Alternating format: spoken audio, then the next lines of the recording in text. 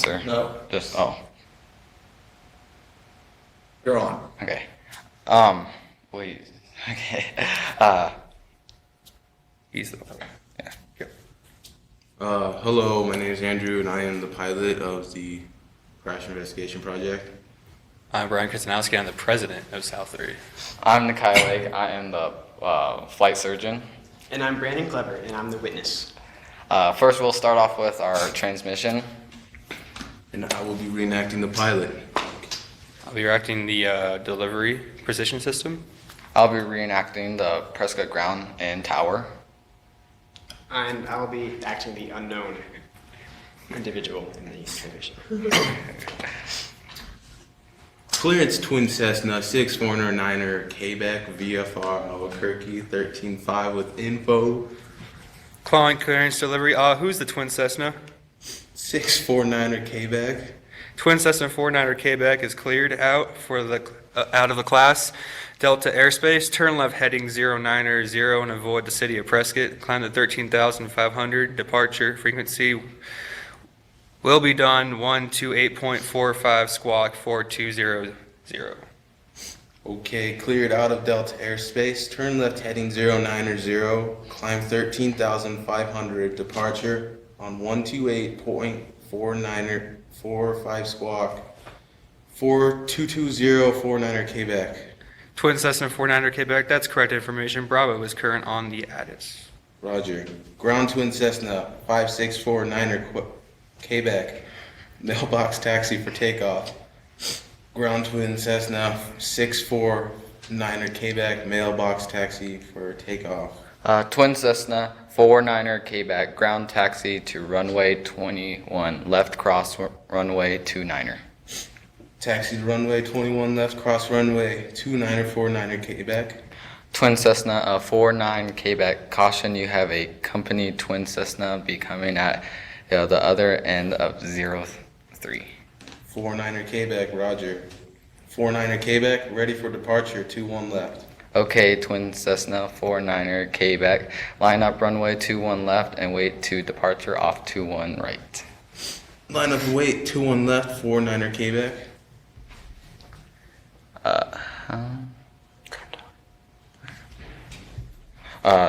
Twin Cessna 49er Quebec, caution lockhead off runway 21 right, wind calm, runway 21 left cleared for takeoff. Cleared for takeoff, runway 21 right, correction, 21 left, 49er Quebec. Twin Cessna 49er Quebec, turn left heading 090 and you are cleared to climb 13,500 49er Quebec. Turning left 090, climb to 13,500 49 Quebec. Prescott Tower 49er Quebec's got a mayday. We lost part of our wing here. 49er Quebec, Prescott Tower, say again. We got a mayday here. We lost part of our wing here. Can you turn around and make runway 03 right? We're barely hanging on. Here we go for 29er. Sorry, sir. Runway 29er is not available. Construction work. 03. For runway 03, turning head 270. Maybe we'll make it in, sir. Roger. 49 Quebec, you gonna be make it all right to 03 right? I don't know. We got a fire in the left engine here, and about 8 feet of the left wing is gone. Okay, 49er Quebec, the runway is cleared. You're cleared to land. Runway 03, wind is calm. We make the equipment rolling. Okay, thanks. 49er Quebec's not going to make it. 49er Quebec, we have the equipment rolling now. Hey, you've got a fireball down there. Yes, sir, I know. Oh, no! And that is the end of our transcription. Now we'll be going to our presentation of the crash. Witness. Oh, yeah, the witness, sorry. Well, howdy. My name's Brandon, and I'm one of the local ranchers, and I'm one of the witnesses of the crash. Now, it was pretty late at night, getting my midnight snack, getting some booze, and, well, go out to the porch, and I sees a big old airplane flying over. And, well, the airplane looked a little funny, like it had some extra taillights, but, well, looking a yonder closer, I see a big fireball under the left engine.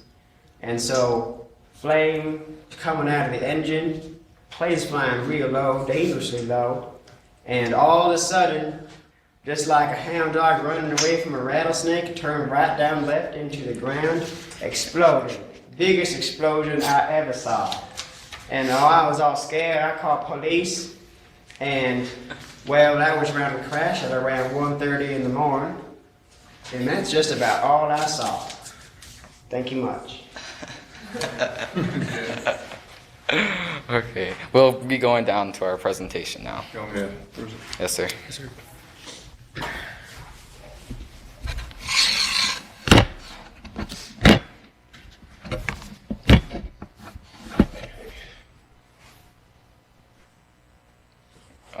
So we're investigating the crash of the Cessna 401. I'm the flight surgeon of SAL Group 3. I'm the president of SAL Group 3.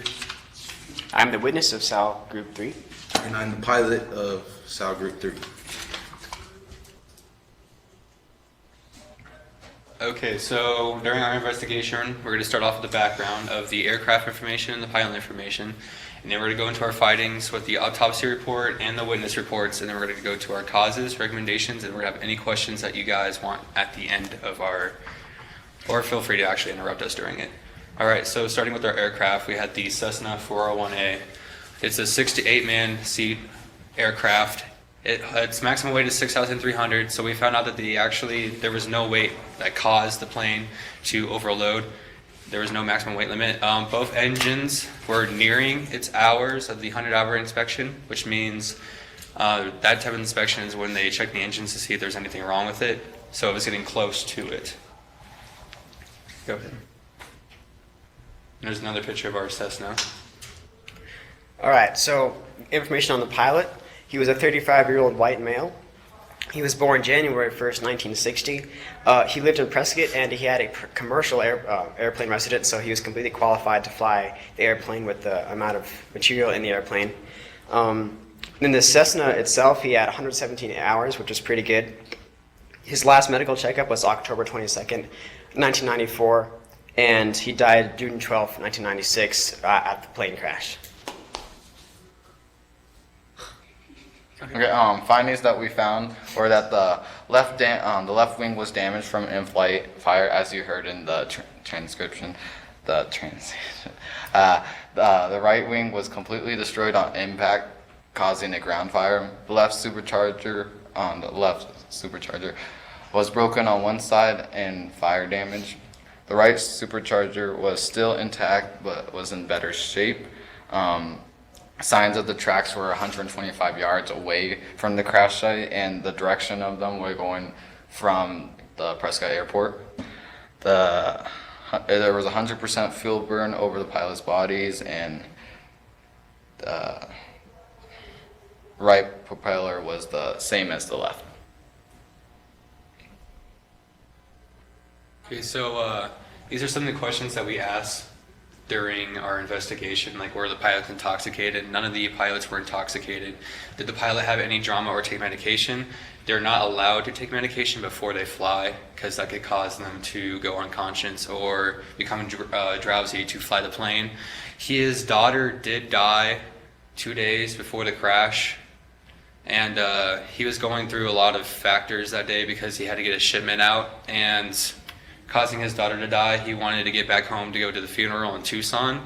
So human factor would be him becoming drowsy. He's unaware because he has a sinus infection that day. He's unaware. He's not able to fly the plane because he's thinking about his daughter, and he wants to rush the job, and he's not thinking about getting the information and going to the location that he's supposed to go clearly.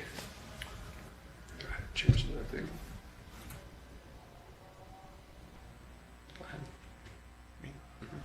So the autopsy report, of course, the pilot was pretty badly killed. He had thermal and fuel burns over 100% of his body. He had the fracture of the skull, spine, all of his ribs, both tibiae, both femora, and both clavicles, and a few other fractures. And he had the avulsion of the heart and the left lung. So we concluded that the pilot died upon impact of the crash due to his severe burns and fractures in the body. So many witness reports say they saw fire under the left wing, and as you saw how the witness report before our presentation was stating how the issues on the left wing and how it came down, witnesses saw the sharply left turn and exploded on the ground, and they say it occurred at around 1:30 to 1:40 a.m.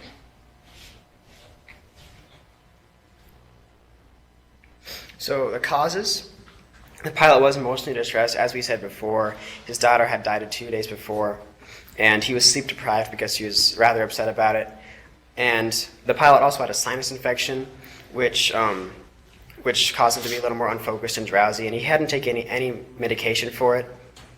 And so these factors led to the pilot forgetting to put the oil cap back on the left engine after he's doing his check, which caused the fire in the airplane during flight, because the oil spilled out and landed on some wires and hot surfaces, and so that led to the crash. So our recommendation is that we ensure that the pilot was emotionally distressed. Before, you should not fly if anything has gone in your family like that. You should try to take it easy. Maybe postpone your flight. Just take any precautions to see your daughter. Maybe actually just drive down to see your daughter. Tell the guys who actually sent you to do your job, say that I had problems with my family, get it done earlier. And we recommend that you don't actually fly when you're drowsy or take medication during it, because it can cause you to be unaware to fly the plane.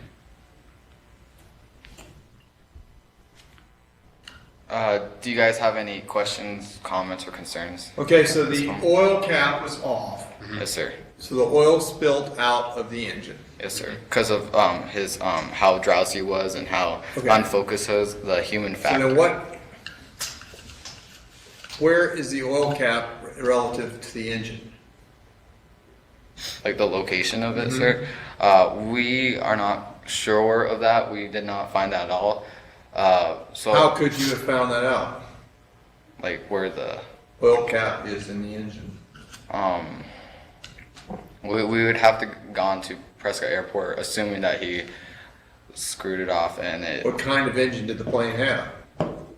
the engine. It said in the beginning. I can't. So you could look it up on the internet, see a picture of the engine, because the actual oil location of the engine was at the back. And if you're flying and oil drips out, you may get a low oil light, but where exactly is the oil going to hit to create a fire? It would probably hit on some electrical wires. Where? We don't know about that, sir. We don't have the picture of the engine. Okay, I'm just saying you could have researched a little more detail here, Yes, sir. because a lot of times engines are designed for that exact problem. You know, that if the oil comes out, you lose the engine, use the oil light like you do in a car, so you land. And it may seize the engine, but it won't necessarily create a fire in the engine. It depends. You gotta look on the engine, it could be different. Okay, ladies, each of y'all, give us a constructive criticism. The beginning skit, I had no idea what was going on. Too many numbers. Yeah, I think you just kept like rounding stuff off, and I was like, it didn't like until like the very end when Andrew said, like, Mayday. we lost a wing, and Yeah. that I really knew what was going on. Yeah, it was that, and you read it, and it wasn't just the fact that we didn't understand all the numbers and letters and stuff. It's also the fact that you kind of just read it off monotone, like you had never read it before and you had no clue what you were saying. But I like the witness role, and Okay, any questions about their methodology or how they came to their conclusion? Oh yeah, how did you guys get like the oil like got like to the left wing? Because if the oil was in the back of the plane, how would it reach the wing? The oil was in the engine on the wing. Okay. It's a twin engine plane. Okay, all right, got it. All right, anything else, guys? All right, you want our essays? Okay, you want to show the essay? All right, Yes, sir. sounds good. Let me project that.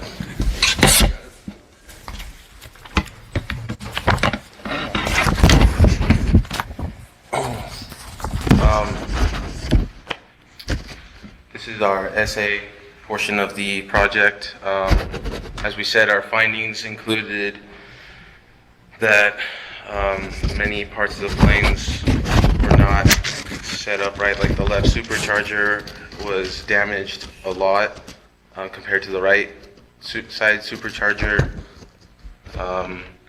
Parts of the plane were 30 degrees north of the crash site, 115 yards away, which you can see in these photos. Toward the direction of the airport. Yeah, and like you can see on the superchargers on here, is that like on this one, the left side, it's parts of the fins inside are broken off. It's kind of like shattered, like the damage. While on this side, there's not that much damage at all. Also, a lot of findings that we concluded were the factor to ultimately the crash was the human factors, that he had sleep deprivation, depression due to his daughter's death, and illness.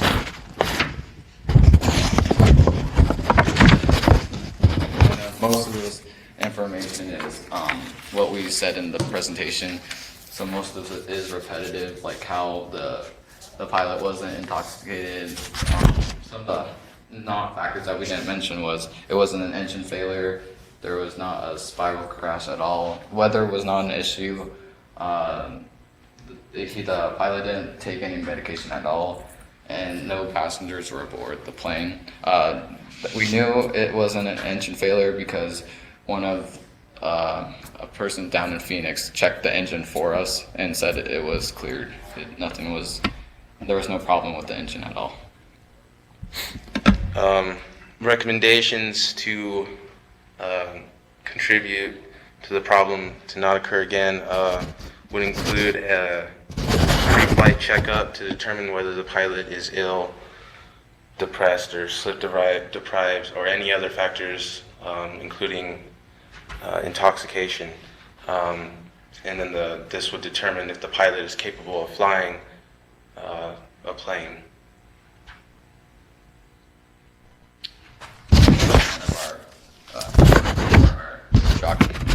All right, everybody, give